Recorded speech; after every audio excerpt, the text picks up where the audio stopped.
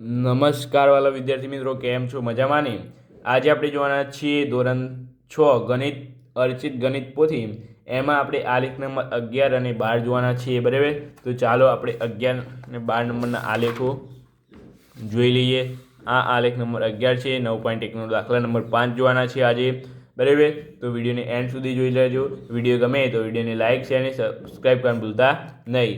અહીંયા કીધેલું છે કે સહશિક્ષણ આપતી એક મિડલ સ્કૂલની દરેક ધોરણમાં છોકરીઓની સંખ્યા આપેલ ચિત્રમાં આલેખમાં ચિત્રિત કરેલ છે.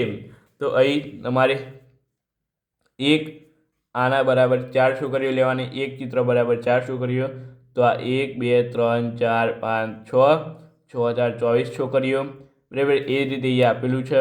તો અહીંયા લખી દઈએ આપણે આના જવાબો, બરાબર? વિડીયોને એન્ડ સુધી જોજો. વિડીયો ગમે તો લાઈક કરજો, સબસ્ક્રાઈબ કરજો અને નીચે એક સારી કોમેન્ટ કરી દેજો, બરાબર? કયા ધોરણમાં સૌથી ઓછી સંખ્યા છોકરીઓની છે? કયા ધોરણમાં સૌથી ઓછી સંખ્યામાં છોકરીઓ છે? તો એ કયા ધોરણમાં લાગી છે? તો મને આ ધોરણમાં સૌથી ઓછી છે. કેટલું છે? અહીંયા આ 5, આ 6, 7 અને 8. તો 8મા ધોરણમાં અહીં લખીએ, 8મા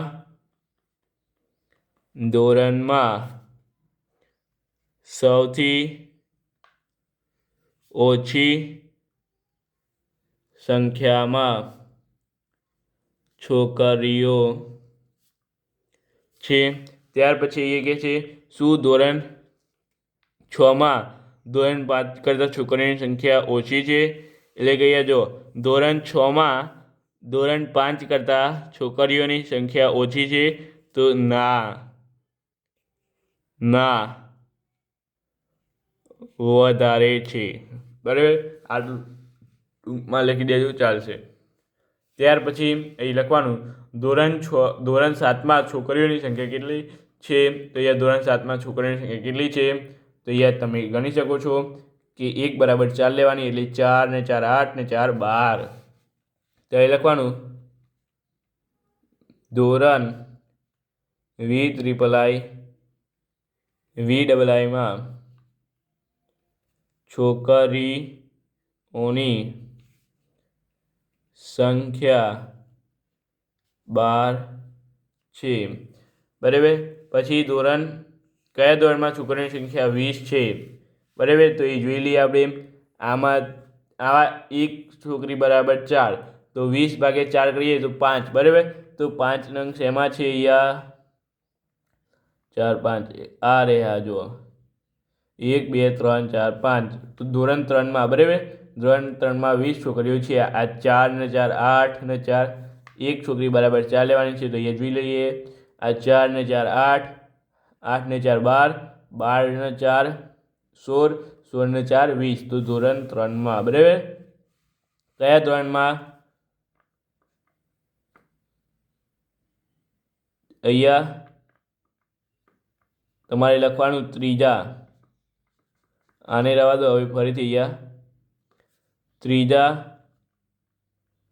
ધોરણમાં 20 છોકરીઓ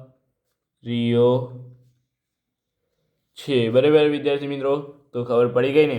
તો આ આપણે જોઈ લીધો આલેખ નંબર 11 કમ્પ્લીટ. કંઈ ભૂલ હોય તો નીચે જણાવવા જરૂરથી. તમને નમ્ર વિનંતી, કયા ધોરણમાં સૌથી ઓછી છોકરીઓ છે? તો ધોરણ 8માં. શું ધોરણ 6ના સાપેક્ષમાં ધોરણ 5ની કરતાં ઓછી છે? તો ના, હા, બરાબર જવાબ છે. ત્યાર પછી અહીંયા ધોરણ 7માં છોકરીઓની સંખ્યા કેટલી છે? તો 12 છે, બરાબર? અહીંયા જવાબ 12 અહીંયા આવેલો છે. ત્યાર પછી કયા ધોરણમાં 20 છોકરીઓ છે? તો અહીંયા ત્રીજા ધોરણમાં 20 છોકરીઓ છે, બરાબર? તો એ જ રીતે થઈ ગઈ. ત્યાર પછી આગળ આપણે જોઈ લઈએ આલેખ નંબર 12, ઉદાહરણ નંબર 6, બરાબર? વિડીયોને લાઈક છે અને સબસ્ક્રાઈબ કરી લેજો.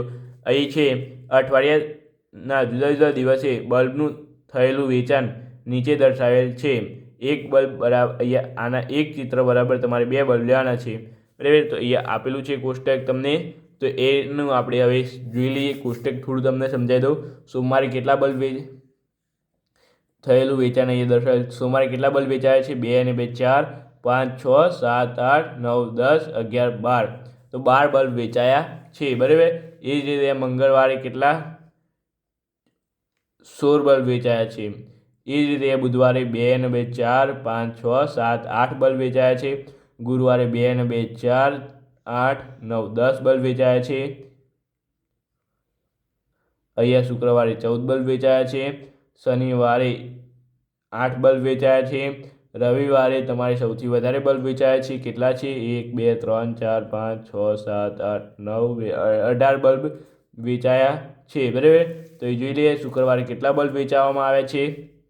ત્યાં 1 2 3 4 5 6 અને 7 7 2 14 બલ્બ વેચાયા છે. એક ચિત્ર બરાબર તમારે 2 લેવાનું છે, એટલે આના 2 અને આના 2 4 5 6 7 8 9 10 11 12 13 14. તો એ શુક્રવારે 14 બલ્બ વેચવામાં આવ્યા છે. કયા દિવસે સૌથી વધુ બલ્બ વેચવામાં આવે છે? તો એ જોઈએ આપણે હમણાં કે રવિવારના દિવસે સૌથી વધુ બલ્બ વેચવામાં આવે છે. તો એ લખી દઈએ કે રવિવારે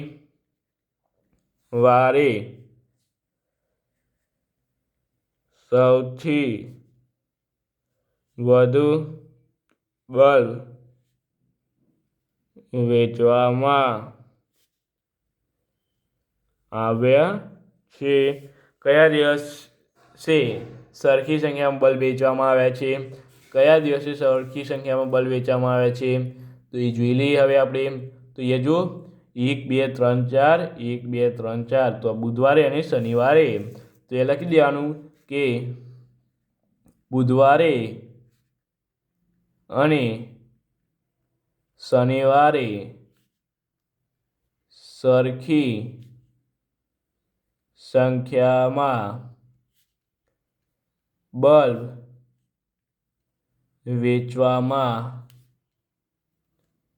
આવ્યા છે. કયા દિવસે સૌથી ઓછા બલ્બ વેચાયા છે? કયા દિવસે સૌથી ઓછા બલ્બ વેચાયા છે વિદ્યાર્થી મિત્રો? તો એ છે કયા દિવસે સૌથી ઓછા બલ્બ વેચાયા છે? તો એ જ થઈને બુધવારે અને શનિવારે સૌથી ઓછા દિવસે. તો એ લખી દેવાનું બુધવારે અને શનિવારે સરખી સંખ્યામાં બલ્બ વેચાયા છે. એક બોક્સમાં 9 બલ્બ સમાતા હોય તો તે અઠવાડિયા દરમિયાન કેટલા બોક્સની જરૂર પડે? તો આ બલ્બનું ટોટલ પહેલાં કરવું પડશે. બરાબર, તો ટોટલ બોક્સ તમને આ પ્રશ્ન નહીં આવડી 99.99%. બરાબર, પણ આપણે હું તમને શીખવાડ દઉં. તો પહેલાં તમારે શું કરવાનું કે આ બધા જ બોક્સ અઠવાડિયા દરમિયાન કેટલા બલ્બ વેચાયા છે એની ગણતરી કરી દેવાની. બરાબર, તો અહીંયા કેટલા છે? 1 2 3 4 5 6 7 8 9 10 11 12 13 14 15 16 17 18 19 20 21 22 23 24 25 26 27 28 29 30 31 32 33 34 35 36 38 39 40 41 42 43. બરાબર, તો અહીંયા તમારે એક પૂરા કાગળમાં તમને શીખવાડું છું. બરાબર, તો અહીંયા અઠવાડિયા દરમિયાન 43 બલ્બ વેચાયા છે. બરાબર ને, તો અહીંયા એક બલ્બ બરાબર 2 છે, એટલે 43 ગુણ્યા 2 બરાબર કેટલા થાય? 86. બરાબર, 43 ગુણ્યા 2 એટલે 86 બલ્બ. એક અઠવાડિયામાં 86 બલ્બ વેચાયા છે. બરાબર વિદ્યાર્થી મિત્રો, અહીંયા લખી દઈએ કે એક અઠવાડિયામાં 86 બલ્બ વેચાયા છે. બરાબર ને, એક અઠવાડિયામાં 86 બલ્બ વેચાયા છે. હવે અહીંયા શું કીધું છે? એક બોક્સમાં 9 બલ્બ સમાઈ જતા હોય તો અઠવાડિયા દરમિયાન કેટલા બોક્સની જરૂર પડે? તો એક બોક્સમાં 9 બલ્બ સમાય છે. તો અહીંયા હવે આપણે અહીંયા સૂત્ર મેળવાનું કે 9 બલ્બ એક બોક્સમાં, તો 9 બલ્બ એક બોક્સમાં, તો 86 બલ્બ કેટલા બોક્સમાં? તો અહીં તમારે ભાગી દેવાનું 86/9 ગુણ્યા 1 બરાબર. અહીંયા 86/9 કરશો એટલે તમારે આઈ થિંક 9.5 જવાબ આવશે. એટલે ઓલમોસ્ટ તમારે 10 બોક્સ જોવે બરાબર, 10 બોક્સ જોવે. તો અહીં તમારે જોઈ લેવાનું વિદ્યાર્થી મિત્રો. તો અહીં તમારે લખી દેવાનું. આ હું તમને આખી ગણતરી કરીને બતાવી બરાબર. તો અહીં એક બોક્સમાં 9 સમાવતા હોય તો અઠવાડિયા દરમિયાન તમારે આ લખવું પડશે વિદ્યાર્થી મિત્રો. અહીંયા હું ટૂંકમાં લખું છું, તમારે અહીંયા લખવું દેવાનું આટલેથી પહેલેથી કે એક બોક્સમાં 9 બલ્બ સમાતા હોય તો અહીંયા તમારે લખવાનું તો અઠવાડિયા દરમિયાન, તો તે અઠવાડિયા દરમિયાન 10 બોક્સની